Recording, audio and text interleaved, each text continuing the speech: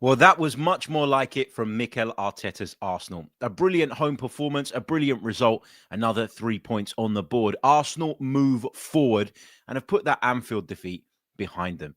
We move on, Champions League to come on Tuesday. But on today's pod, we're going to break down that victory and performance against Nottingham Forest, as well as taking lots of your thoughts and comments from the live chat. Let's get into it. You're listening to the Chronicles of a Gooner.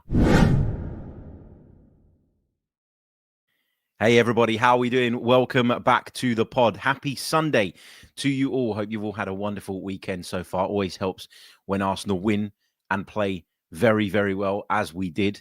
Always nice as well to kind of be the 12:30 kickoff if you get the result, because now what that means is you can kind of just sit back, put your feet up, enjoy the rest of the weekend's football. I mean, I watched a couple of other games yesterday once I got in. I watched the Derby d'Italia, which I thought was fantastic. Caught some of the Spurs game. Obviously not the outcome that we were wanting there, but because we'd done our job, I guess I didn't really care that much. And today it's the same. We've got the Manchester Derby to come. We've got Liverpool's trip to Burnley. And although we'd prefer that the results go in a certain way, knowing that we've done our job, it just takes the pressure off, doesn't it? Even at this early stage in the season, that in itself, I think, highlights what the Premier League is all about and how difficult a competition it is, et cetera, et cetera. But listen, I absolutely loved what I saw from Arsenal yesterday. I really, really did. If you go back to the pods that we were putting out over the course of the summer when we were talking about transfer targets and what needed to change and what needed to happen, and actually, even if you go back as far as the back end of last season when we were talking about why Arsenal felt a little bit lackluster. Obviously, the injuries played a big part and a big role in that. There's no question about that. But we often talked about a lack of flair. We talked about a lack of an ability to beat our players 1v1 in those final third spaces. We talked about the wingers becoming just a little bit predictable at times. For example, we talked about Martinelli sort of running down the side of people, but not always being able to produce what was necessary after that. We talked at times even about Bukayo Saka, who had obviously come back from that injury and was never at 100% towards the back end of last season, you felt. But we talked about him at times, sometimes maybe coming inside too early and maybe needing to, vary up a little bit. And we did see that at times and in flashes, but it just felt like everything had become a little bit stale. Martin Odegaard wasn't playing amazingly well. We didn't have that out-and-out goal scorer at number 9. And you felt like Arsenal's attack had just gone a little bit flat. And so this summer was really, really important in terms of addressing that, I felt. And first thing I want to do on today's pod, before we get into why it was so different yesterday and we focus on so many of the individual performances, the first thing I want to do is say, Noni Madueke, I am sorry. Noni Madueke, I was wrong. Because you watch Noni Madueke yesterday, and we saw flashes of it at Anfield, and we've seen flashes of it in other games for Arsenal this season as well. You can understand now actually exactly why Mikel Arteta went out and got him, exactly why Arsenal were willing to take that risk when so many of us as fans were arguing against it. And I was one of those people. And as I said at the time, and I'll say it again now, it was never personal with Noni Madueke. It was never, oh, Noni Madueke is complete and utter rubbish and I don't want him anywhere near Arsenal Football Club. It was, for me, Noni Madueke was a 25 to 30 million pound player. And I couldn't find the justification for Arsenal going and spending north of 50 million on a player when they hadn't at the time signed a centre forward yet or another wide player, which we went on to do. He's not a natural wide player, but you know what I'm talking about, Eberechi Eze. So at that time, I looked at him and I just went, like, if this was a signing that was made after the ones that I really feel we need, I'd probably look at this very, very differently. And we said that repeatedly. And we did say, once he was an Arsenal player, let's draw a line under it. Let's get behind him and let's support him. And I am more than happy to be putting on the oven this morning and baking that humble pie. I'm more than happy to do so. Now, obviously, it's early in the season and all the rest of it. But I think yesterday's performance really, really did highlight the skill set and the qualities Noni Madueke possesses that as a squad we've lacked for such a long time. He's been electric. He was electric yesterday. The way he was ghosting past people as if they weren't even there. the way he was super direct, the way he'd come on the inside at times, but also he'd quite comfortably go on the outside of you, even though he was playing on the right as a left-footed player.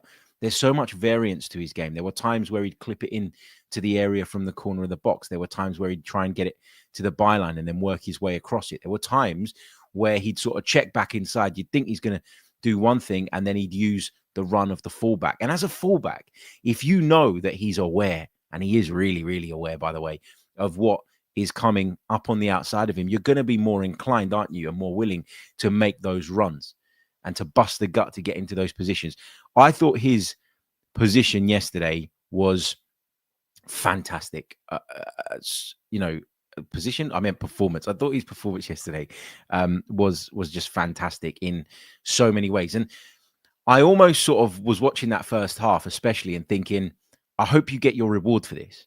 Like, I hope you get a goal. I hope you get an assist, because you've been incredible. And something like that will just give people a kind of tangible reason to sort of prop up your performance and your display. I think statistically, there'll be people that look at it and go, well, Martin Zubimendi has to be the man of the match. For me, Noni Madueke was the man of the match, and actually by quite some distance.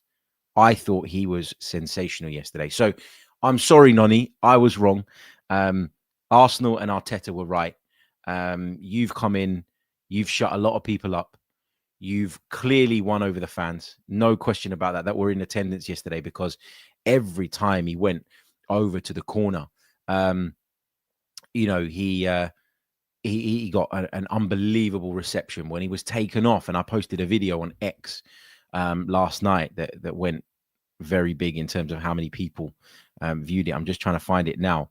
Can I share the link in the description? I posted a video of him walking off the pitch and getting that standing ovation from the entire stadium. And that was a nice moment. It was a humbling moment, but it was a nice moment, I think, because, sometimes it just reminds you, doesn't it, that we all get in an emotional state as fans. We all think we know what's best. We all think we know what we want.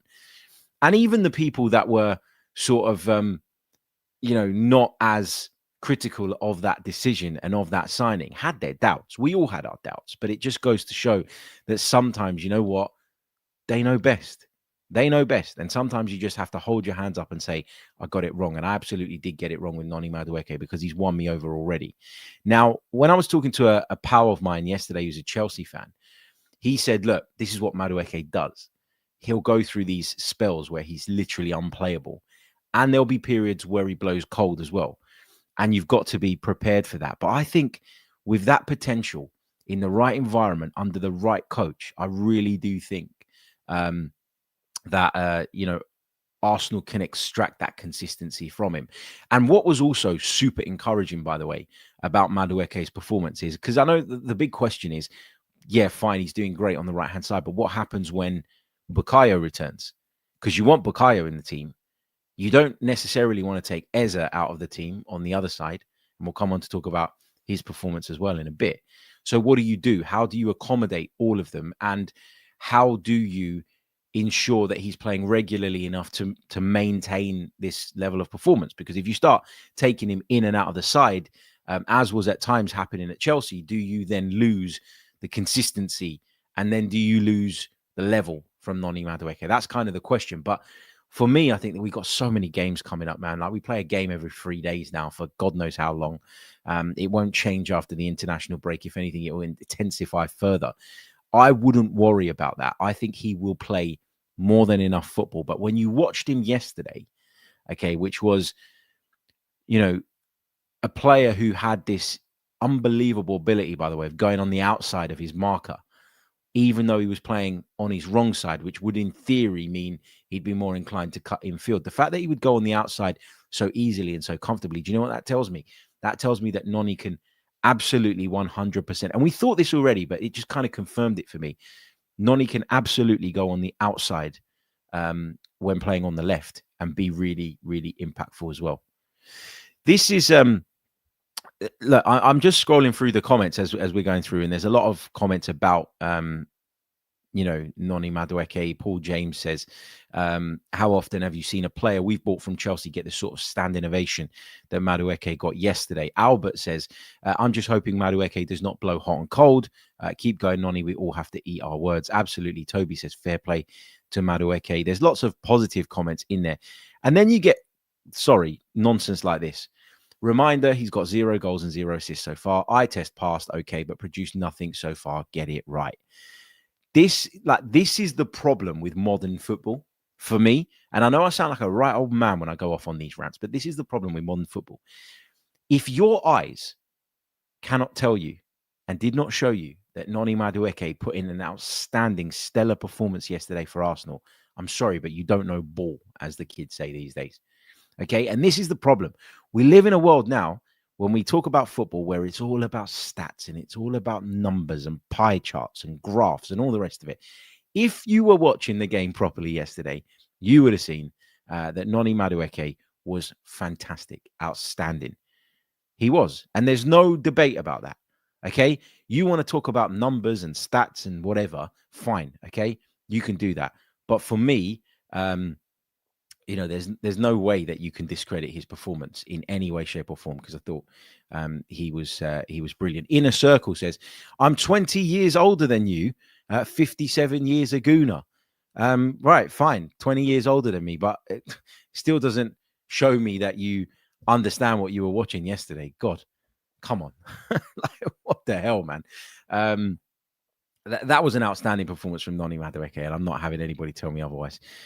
So, yeah. Anyway, let's move on from Noni. Let's talk a little bit more about the performance in general, and then we'll come on to discuss the performances of some other individuals as well. Don't go anywhere. You're listening to the Chronicles of a Gooner Pod with me, Harry Symeou. I want to talk about the performance in general because I remember at halftime sort of walking down the steps and going inside and thinking that was much more like it. And at the time, it was only 1-0. And at the time, there was still jeopardy in the game. But you felt really, really confident that because of the way Arsenal were playing, they were going to find another and maybe another. And we were going to be really, really comfortable. And we were going to end up having a really, really great day. I think this was the first time, okay, in a long time. And look, I'm not pretending I'm not pretending that there've been no good performances under Mikel Arteta in the last few years, because there's been some outstanding performances. We've hit incredible levels at times. Have we always hit it consistently enough? Have we always hit it at the right times to then go on and win silverware and get over the line? Obviously, the answer to that is no. But there have been some unbelievable performances from Mikel Arteta's Arsenal over the last couple of seasons. But what it was for me yesterday was, as I walked down the tunnel, not the tunnel, but down into the what do you call it when you come out of you go down the stairs and you go into the exit tunnel? What am I on about? Anyway, I felt like this was the most Arsene Wenger-like Arsenal performance we've seen in ages, in a good way. Obviously, there were downsides to Arsene Wenger's teams towards the back end of his tenure. We were defensively fragile, etc., etc. We were a bit of a soft touch. I talk about us needing to prioritize flair a little bit more, and you felt like under Wenger we did that too much. We went too far that way, to the point where we sacrificed defensive efficiency and defensive solidity. But for the last few months and going back into last season, we were looking at it and we were going, just a bit more Wenger. Like a little bit of Arteta, yes, but a bit more Wenger is what we're missing. And I felt like we got that yesterday. And people who were discussing the game with me after the match, I spoke to some really kind of nice guys after the game, Arsenal fans, obviously, regulars who listen to this, by the way, and we were talking, and they said, but what was it? Like, was it that Mikel Arteta sort of looked at what happened at Anfield and just told the players, like, no, like, let me take the handbrake off and you guys go and express yourselves? I don't think, and even if it was the case, Mikel would never admit it, but I don't think there was a drastic change in our tactical approach yesterday. I really don't. I don't. I think what we saw yesterday was the benefit of simply having more flair players on the pitch. The more flair players you have on the pitch, the more likely you are to get those types of performances. The more likely you are to get that kind of free-flowing type of football, the one-touch stuff in and around the box, the one-touch stuff in the midfield to break through onto the opposition's back line. You saw Eze, gliding past people at points. You saw Madueke doing it all the time. You see Zubimendi moving the ball forward early. And that's so important. We talk about it all the time. You can't create 1v1s for Madueke and for Eze if you don't work the ball to them early. If you take too long, if you dwell on it, if you take too many touches, you allow the opposition to get back in position and to double up on our wingers. Being able to work the ball into those guys nice and early is the key. It makes the world of difference. And those of you that have listened to this for a while or have been kind of regular viewers, you will know that I've talked about that a lot. And you saw it yesterday. The one-touch stuff, the quick stuff, the zip, the tempo, all of that stuff is so, so important in terms of pulling teams apart. And Arsenal displayed that yesterday. And for me, it wasn't because Mikel Arteta went in the changing room and delivered a completely different message. I think Tom Canton asked him something similar after the game, and he said, my approach was exactly the same as it was. I'm paraphrasing, but it was exactly the same as it was against Liverpool. It was simply a result of, for me, having more flair players, more forward-thinking players on the pitch at the same time. And I think the midfield made a big difference yesterday. I really do. I think the midfield made a huge difference yesterday. And I'm not for a second saying that Declan Rice should not play and that Declan Rice should be dropped regularly or anything like that. But I looked at the midfield when the team first came out, and I was a little bit surprised, I have to say. I went, Rice not playing. Interesting. Why? And I tried to think about why. And, a couple of people around me said, maybe he's making a point, because he was really heavily criticized for Mikel Merino playing up at Anfield. Maybe he's making a point by trying to play Merino. I thought Merino was right to be in the team yesterday. Now, I didn't pick him in mind, but the more you sort of think about it and break it down and analyze it, the more it makes sense. Here's a guy that went on international duty, performed outstandingly, scored goals. He's on cloud 9. He's on top of the world. Why not have him in the team? Why not have him in the team? And what I liked about Mikel Arteta's management of the game yesterday, and this is where I'd imagine a few people will probably disagree, but I think this is a really, really important point. Because before the game, I was looking at it and I was going, because look, we've all established that Mikel Merino ain't a defensive midfielder. Okay, despite what rival fans and pundits and people on TV, on the radio say, Mikel Merino is not a defensive midfielder. We know that. So you look at that midfield and you went, I've always felt the perfect balance is to have a 6, Zubimendi, to have an 8 that can be a 6, which is Rice, and then to have the more creative outlet further up the pitch, the one that plays higher up in Martin Odegaard. And I've said this season that I felt like to get the best out of, Zubimendi and Rice, we probably need to adapt that model a little bit and have Rice just dropping that little bit deeper and playing alongside Zubimendi and affording Martin Odegaard those extra freedoms. But going into the game yesterday, I looked at it and I went, well, which one of Odegaard and Merino is going to be the highest up the pitch? And that's where, for me, the midfield, at least before the game, felt like it had a little bit of an imbalance. But then when Odegaard goes off, and obviously that's horrible, he's gone off with a shoulder problem. Mikel Arteta told me after the game that he thought at the time that it was a recurrence of that same problem, which isn't good news, obviously. So we'll have to wait for further information on that. But when I looked at that midfield and then Odegaard comes off, I think, what's he going to do now?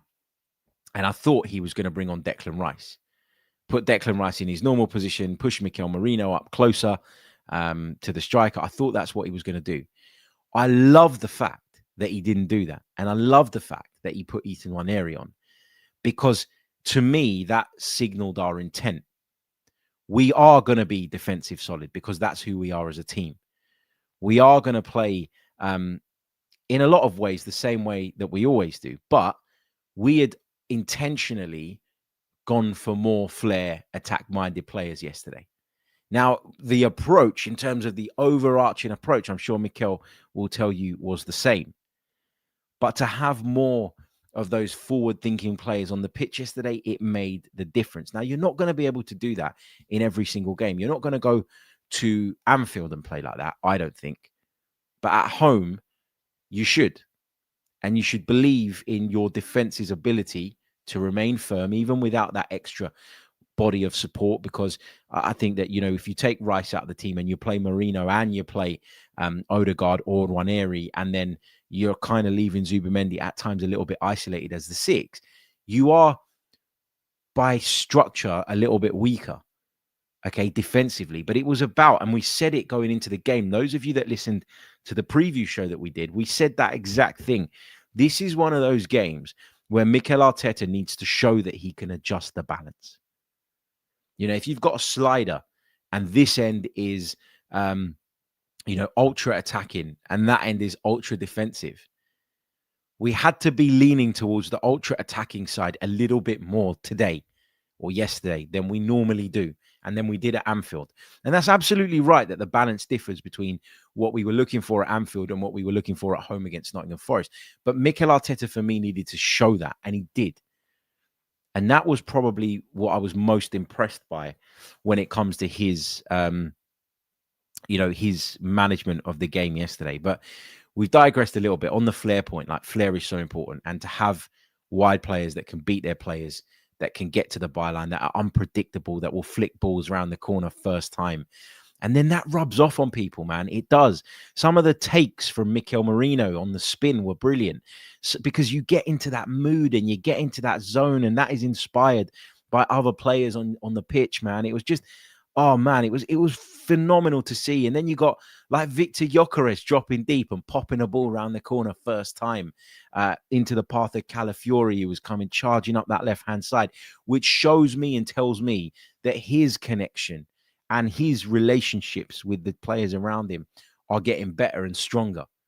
So there was just so much to be pleased about on that side of things. We're going to take a short pause. When we come back, we're going to talk Martin Zubimendi. We'll work our way through the goals. We'll talk about his performance. We'll touch on Mosquera as well. And I do want to talk a little bit about Mikel Merino as well, because I thought that was probably his best all-round midfield performance in a while. So we'll get onto that in just a moment. Don't go anywhere. You're listening to the Chronicles of a Gooner pod with me, Harry Symeou. You're listening to the Chronicles of a Gooner. Like and subscribe. That's right. Like and subscribe. Don't forget to do that if you haven't done so already. It really, really does help. Don't like the chat, like the video itself if you're with us on YouTube. If you're listening to us on Apple, Spotify, or any other podcast store, please do leave us a review as well. All of that stuff really, really does help. And later today, we've got some Patreon video analysis coming your way where we'll be focusing on a 15, 20-minute period of the game, and we'll be watching it back together, talking through it, discussing it. So that is coming up later today on Patreon. So if you want to become a patron and you don't want to miss that, you can go over to patreon.com/the Chronicles of a Gooner. The link is in the description below, and you can join up and support. We've also got some other bits coming on Patreon later today as well. So there is lots and lots coming. Lots and lots coming. Some in written form, some in video form. So plenty to get your teeth into. Okay, let's talk about the goals then, and then we'll come on to Zubimendi's performance all round after that. Let's start with the opener. Obviously, that makes chronological sense, doesn't it? Corner comes in from Madueke, by the way, and this is another example of why, people will say, well, he didn't get an assist, but actually Madueke did impact the game in a lot of ways. Corner comes in, it gets headed towards the edge of the box, and Martin Zubimendi's waiting. And people sort of replied in the comment section of the kind of match day reaction bit that we did from the Emirates yesterday and said, not only did you really go in on Madueke, you really went in on Zubimendi. No, I never went in on Zubimendi. I said that my one concern about Zubimendi was that physically he might struggle. And I do feel that at Old Trafford and at Anfield, at times he did. But I always talked up and praised the guy's technical ability. That was never in question for me. Never, not at any point. And as the ball dropped out of the air and I saw Martin Zubimendi sort of poised to sort of volley it, you just had this feeling. You just had this feeling that it was going to it was going to come off, and he smacks it towards goal. And I got to be honest, when I first saw it, I watched sort of Matt Sells' reaction in the goal, and I thought it must have taken a deflection off Murillo. It must have. I'm not sure that it did. I'm not sure that it did. I think there was a sort of, what's it called?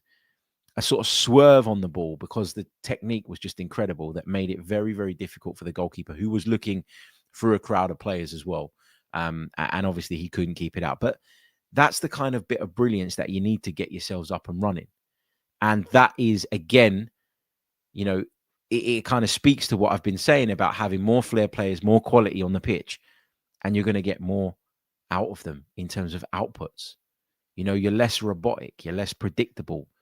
Having technical brilliance all over the park, it makes the world of difference. And that is why I feel like we finally lent towards the kind of the sort of Wenger ball style a little bit more than we are leaning towards Arteta ball right now, at least based on yesterday. And I think when you see Arsenal put in performances like that and show that level, you then look back at games like the one at Liverpool and you feel even more frustrated. You're a bit like, well, why didn't we? Why didn't we actually show a little bit more of this? Because we certainly had these players within our ranks. Why didn't we try and be a little bit more on the front foot and trust in our technical ability and our brilliance? So I understand the frustration, but I just love the way that Zubimendi sort of works the ball through the lines early. He doesn't feel like he needs to take 5-6 touches to show that he can turn, that he can put his foot on it. It's just early, forward, all the time. And I asked Mikel a question yesterday. I asked him a couple of questions yesterday. I asked him about Odegaard and the shoulder thing, and he told me that he thinks it's a recurrence, as I mentioned, of that same injury. I also asked him about the attack. I said, look, Mikel, this was a very new look attack as far as the Arsenal supporters are concerned. You had Madueke right, you had Eze left, you have Gyökeres through the middle, and Ethan Nwaneri ended up coming on to replace Martin Odegaard and sort of got close to that attack. Nwaneri was very good yesterday as well, by the way. And I said, watching them and looking at the different things that they bring you, has that given you a lot to think about in terms of how you now attack opposition?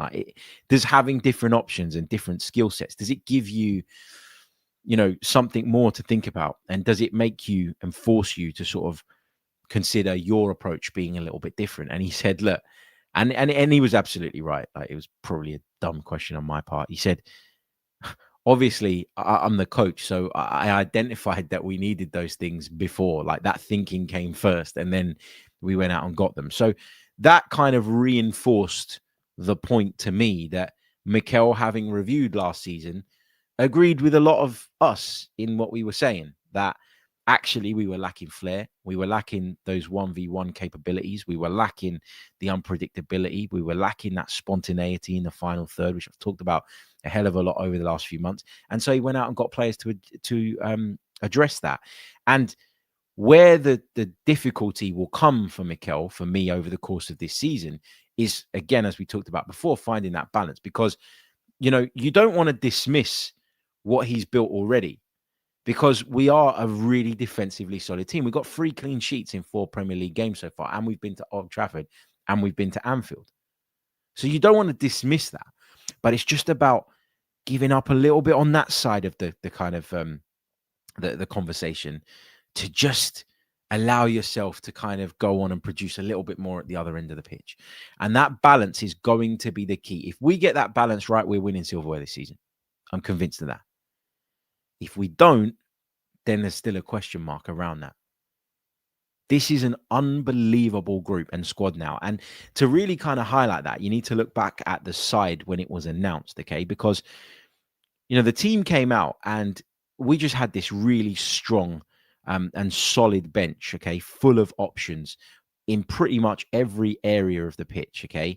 The only thing that you'd argue we didn't have a natural sort of replacement for was the centre forward. But even then, you look at the bench and you had Trossard there, you had Martinelli there, you had Nwaneri, who Mikel has talked about in the past as potentially having that ability to play as a false 9.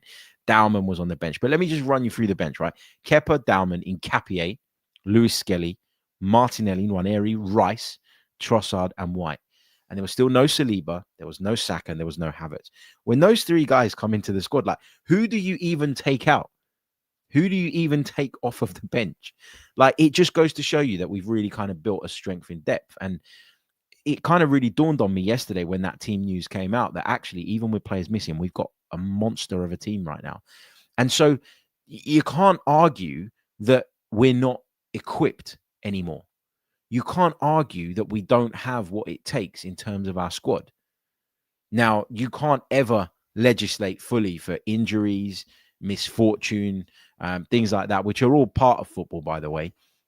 Okay, and if football was that predictable, then it wouldn't be the greatest sport in the world. You can't legislate for everything. But as far as squad building goes, I really don't think that there's anything more that Arsenal could have done in terms of bringing in the right options and good, solid options. So now it's on what we do on the pitch. And this partly comes down to the manager because he needs to find that balance, as I keep talking about. But it also comes down to the players delivering and performing when it matters, okay? But in terms of squad building, there are no longer any excuses. That is an incredible squad. And hopefully, we're going to reap the rewards of that this season.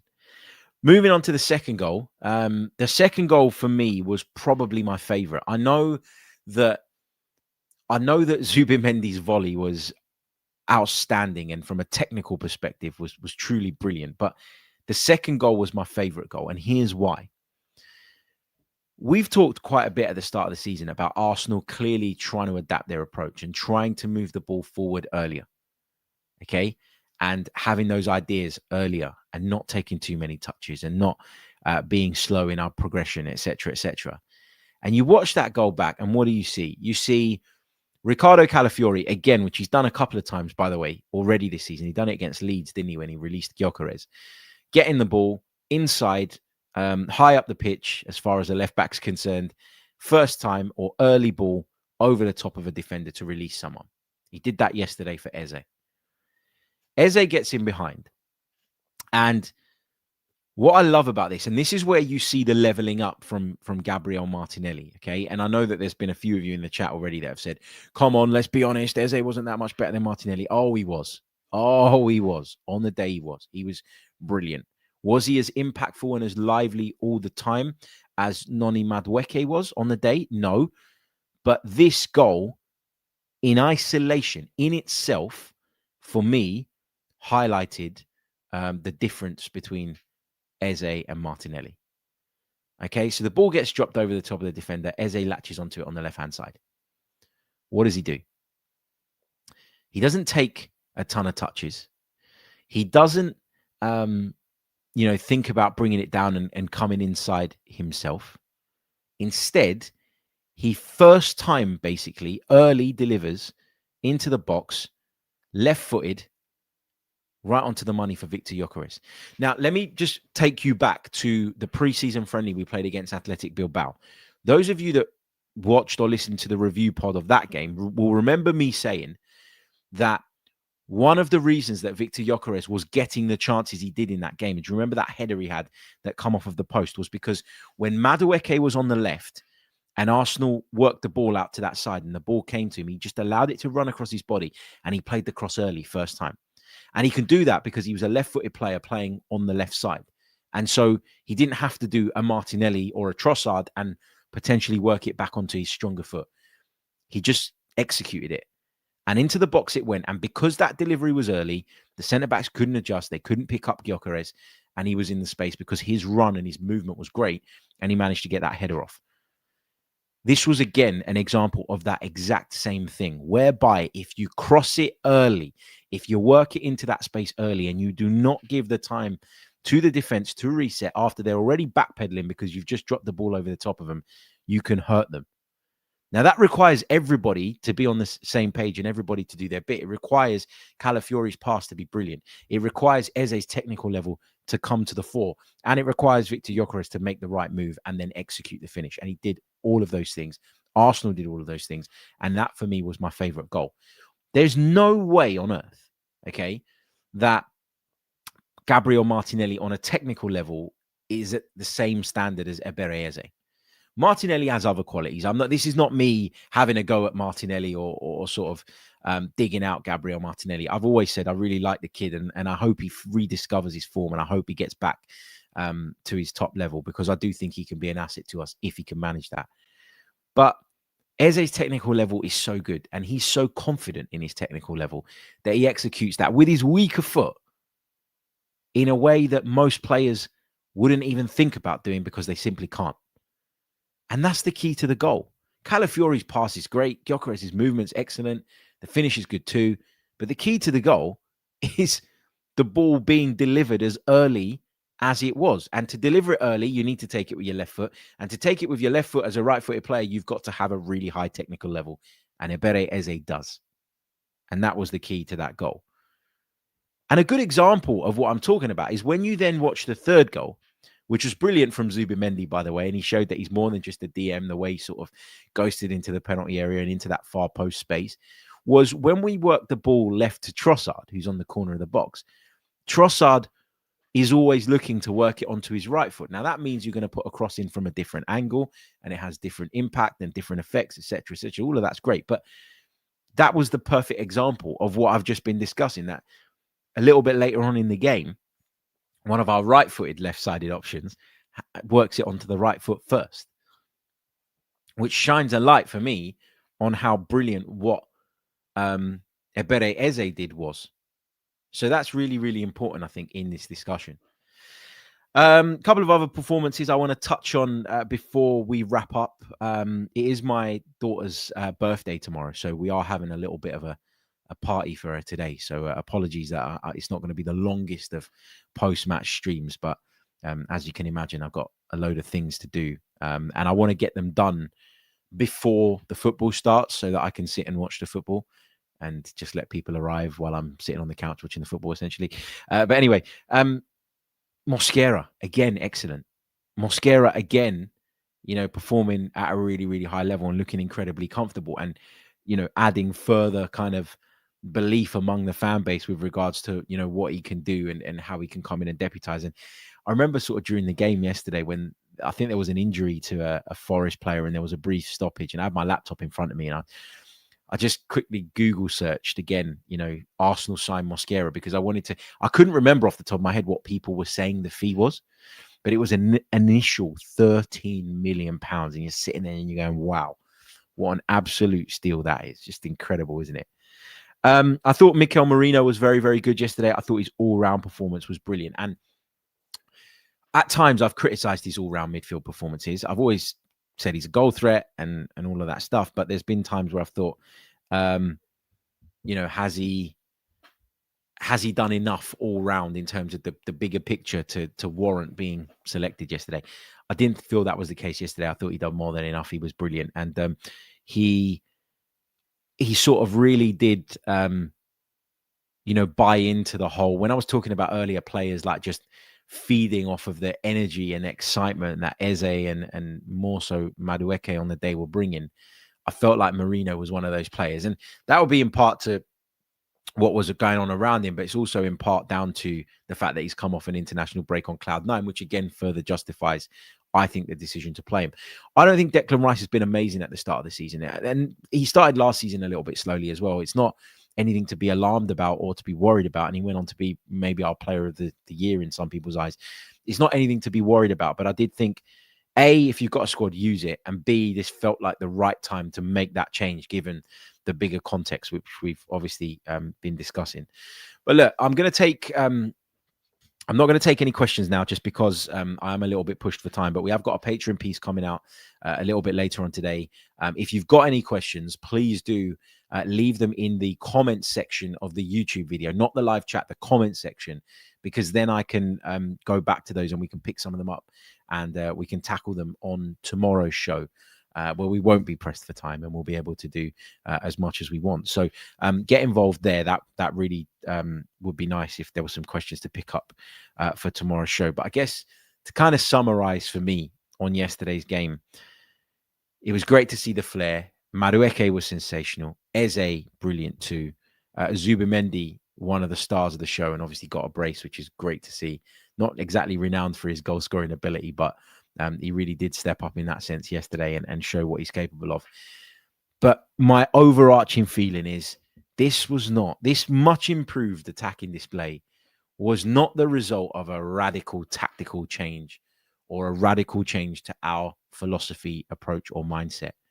This was simply a case of getting the balance right with the selection, prioritizing flair players and technical brilliance over physicality and functionality.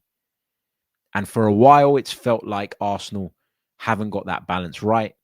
If you go back to prior to this summer, you could make the case that we didn't have enough of those players within our ranks to be able to do that. And I certainly feel that was the case.